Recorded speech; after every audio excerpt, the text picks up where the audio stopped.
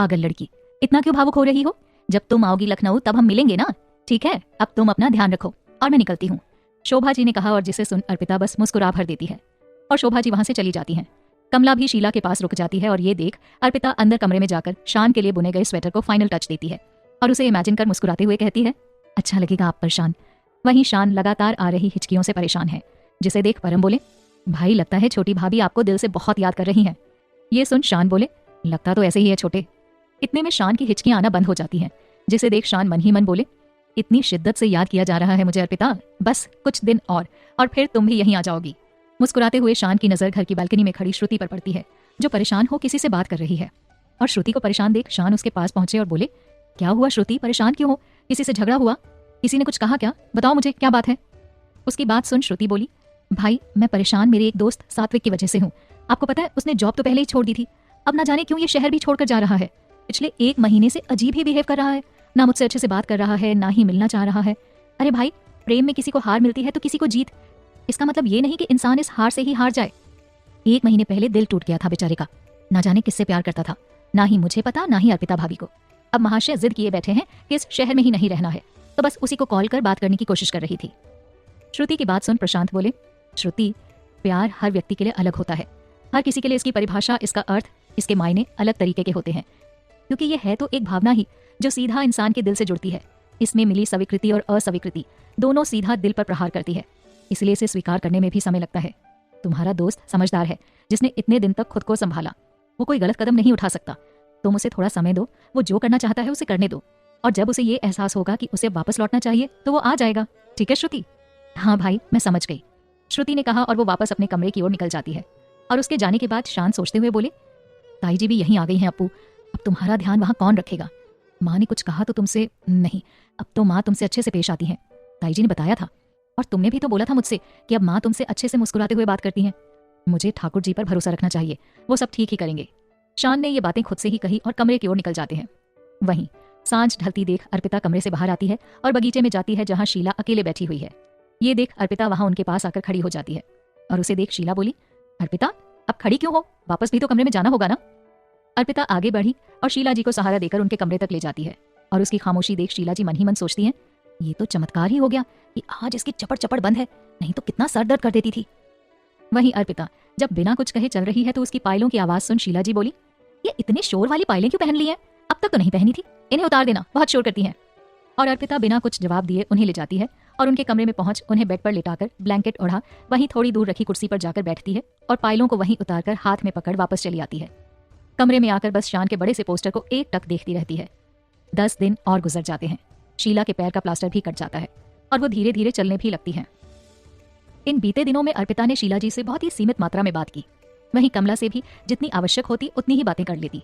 बाकी समय वो गार्डनिंग और घर को मेंटेन करना और शान की तस्वीर को देखते हुए निकाल लेती। शीला जी के चेकअप के लिए अर्पिता उन्हें डॉक्टर के क्लिनिक ले जाती है, जहां डॉक्टर बताते हैं कि अब ये ठीक है, अब आप धीरे धीरे इस पैर पर हल्का वजन डालकर खुद से चलना शुरू कर सकती हैं। 2-1 दिन चलें, उसके बाद ये आराम से सीढ़ियां चढ़ उतर भी सकती हैं। जी धन्यवाद डॉक्टर, अर्पिता ने कहा और शीला जी से बोली, माँ घर चलिए। हाँ अर्पिता, हमारे घर चलते हैं। कहते हुए वो अर्पिता का सहारा लेने आगे बढ़ी तो अर्पिता एक तरफ हटते हुए बोली, माँ अब आप ठीक हो गई हो, फिर आपको हमारे क्या किसी के भी सहारे की जरूरत नहीं है, चलिए आप, अर्पिता ने कहा और पीछे कदम बढ़ा धीमे कदमों से चलने लगती है। शीला साथ चलते हुए मन ही मन सोचती है, सही कह रही हो तुम, जहां तुम हो वहां किसी को सहारे की जरूरत नहीं है। चलते हुए अर्पिता खामोश हो जाती है और उसकी खामोशी देख मुस्कुराते हुए सोचने लगती है, बस एक बार कहा तुमसे और तुम अब जाकर खामोश हुई हो, जब तुम्हें पता चल गया कि अब मैं बिल्कुल ठीक हूँ। वहीं अर्पिता के मन में इस समय तूफान मचा हुआ है। उसे अपनी शान से दूर जाना होगा, ये सोचकर ही पैर लड़खड़ा जाते हैं और खुद को संभाल वो गाड़ी तक पहुंचती है और गाड़ी को ड्राइव कर घर ले आती है। गाड़ी पार्क कर वो शीला को घर के अंदर ले जाती है। शीला आते ही कमरे में चली जाती है और उनके आने के बाद अर्पिता अपने कमरे में जाती है और वहां से अपनी फाइलें और फोन उठाकर कमरे का दरवाजा बंद कर कमला के पास जाकर बोली, ताई जी अब माँ बिल्कुल ठीक है, हम भी अब घर जा रहे हैं ताई जी। अरे वाह, माँ पापा से मिलने की इतनी अधीरता कि 1 मिनट भी रुका नहीं जा रहा। कमला मुस्कुराते हुए बोली, नहीं ताई जी, वो तो बस जब से आए हैं उनके पास कुछ क्षण बैठे भी नहीं, तो बस इसीलिए, अर्पिता ने सफाई देते हुए कहा। ये सुन कमला बोली, ठीक है अर्पिता, फिर तुम आज लखनऊ रुक जाना, कल प्रशांत के साथ निकल जाना, ठीक है? मैं शोभा को फोन कर बोल देती हूँ कि तुम यहाँ से लखनऊ के लिए निकल रही हो, ठीक है? कमला ने कहा। अर्पिता ने कमला के चरण स्पर्श किए और बोली, ताई जी माँ से कहना अब अर्पिता की बकबक से उनका पीछा छूट गया, क्योंकि अब तो वो चल फिर कर आराम से कहीं भी किसी के साथ भी बैठ सकती हैं। हाँ सो तो है, कमला ने कहा और अर्पिता वहां से निकल आती है और बस स्टैंड पहुंच लखनऊ के लिए बस पकड़ती है और खिड़की के पास बैठ अपने शान के पास आने के लिए निकल आती है। वहीं अपने कमरे में बैठी शीला अर्पिता के अब तक कमरे में ना आने के बारे में सोचते हुए कहती है, वैसे तो दिन में हर 2 घंटे में झांक कर देख लेती थी, आते हुए पूछती थी, माँ कुछ चाहिए, दर्द तो नहीं हो रहा, आज अभी तक क्यों नहीं आई, जबकि आज मुझे इससे बातें करनी है, इसकी आवाज सुननी है जो पिछले कुछ दिनों से सुनी ही नहीं, ना जाने कहाँ रह गई है। अर्पिता यहाँ आना। शीला आवाज लगाते हुए दरवाजे की ओर देखती है जहां कमला खड़ी होती है और उसे देख शीला हैरान हो बोली, जिज्जी आप, अर्पिता कहाँ है, मैंने उसे आवाज लगाई थी।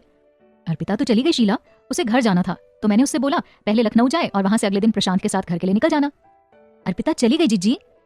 शीला ने हैरानी से पूछा तो कमला बोली, इसमें इतना चौंकने वाली क्या बात है छोटी, अब बच्ची है, माँ पापा से मिलने का उसका भी तो मन होगा ना। वहीं शीला ये सुन सोचने लगी, कहीं ऐसा ना हो कि अर्पिता वापस आए ही नहीं। नहीं, वो ऐसा नहीं करेगी, वो प्रशांत को दिया अपना वचन थोड़ी तोड़ेगी, और मैंने कौन सा उससे वचन लिया था कि वो यहाँ से चली जाए, मैंने तो बस कहा था, वो भी बेवकूफ़ी में। मैं कुछ ज्यादा ही सोच रही हूँ, मेरी बहू समझदार है, वो लौट कर आएगी। ठीक है जीजी, कोई नहीं, दवा लेनी थी मैं ले लूंगी, शीला ने कहा तो कमला वहां से चली जाती है। वहीं अर्पिता समय देखती है, शाम के 5 बज रहे हैं, यानी शान अभी एकेडमी के लिए निकल रहे होंगे। हम छोटे को कॉल कर पूछते हैं कि वो कहाँ है। नहीं, हो सकता है वो किरण के साथ हो, हमें खुद ही निकलना चाहिए, लेकिन एक बार शान को बता देना चाहिए कि हम लखनऊ पहुंच रहे हैं, नहीं तो पता चला सरप्राइज के चक्कर में जाते हुए भी हम उनसे डांट खाएं। ये सोच अर्पिता ने अपना मोबाइल उठाकर शान को फोन घुमाया और बोली, हेलो शान। हाँ अप्पू, कहाँ हैं आप? मैं कहाँ हूँ, वहीं मेरी पगली के दिल में, देखना चाहती हो? अभी कहाँ हैं, हम यहाँ लखनऊ के बस स्टैंड पहुंचने वाले हैं। और ये बात सुन शान खुशी से बोले, मतलब तुम यहाँ आ गई अप्पू? हाँ, हम हमारे शान के पास आए हैं, बताइए ना कहाँ हैं आप? ठीक है, लोकेशन भेजो मुझे और वहीं बस स्टैंड पर उतरकर मेरा इंतजार करो, मैं लेने आ रहा हूँ तुम्हें। ठीक है शान, कहते हुए अर्पिता फोन रख शान को अपनी लोकेशन सेंड कर देती है और फिर मुस्कुराते हुए खिड़की से बाहर की ओर देखने लगती है। शान लोकेशन देखते हैं तो मन ही मन बोले, यानी माँ बिल्कुल ठीक हो गई हैं और शायद तुम्हारा उनसे रिश्ता भी।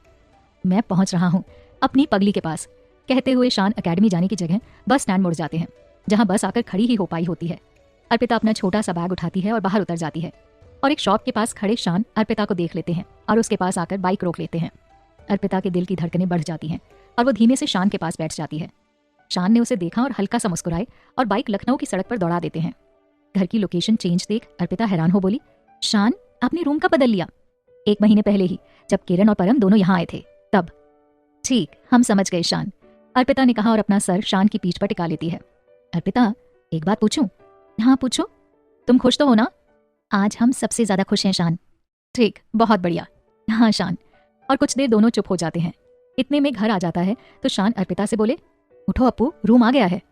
अर्पिता ने अपना सर उठाया और सड़क से ही रूम को देखा, जो कि फिर पूरा 2nd फ्लोर ही था। बहुत अच्छी पसंद है आपकी शान, अर्पिता मुस्कुराते हुए बोली। ये सुन शान ने अर्पिता की ओर देखा और बोले, जानता हूँ पगली, तो अब तुम यहीं मेरे आने का इंतजार करो, मैं एकेडमी जाता हूँ, फिर वापस आकर ढेर सारी बातें करते हैं। और शान की बात सुन अर्पिता मायूस हो गई और बोली, आप जा रहे हैं शान? हाँ, बस कुछ देर में आकर मिलता हूँ, आज एक ही बैच पढ़ाना है, तो बस गया और आया। और ये देखो, यहाँ से एकेडमी और ऑफिस दोनों ज्यादा दूर नहीं है, तो आने जाने में ज्यादा समय भी नहीं लगेगा। ठीक है शान, अर्पिता ने कहा और अंदर चली जाती है। इतने में शान बाइक मोड़ते हैं और वहां से एकेडमी के लिए निकल जाते हैं।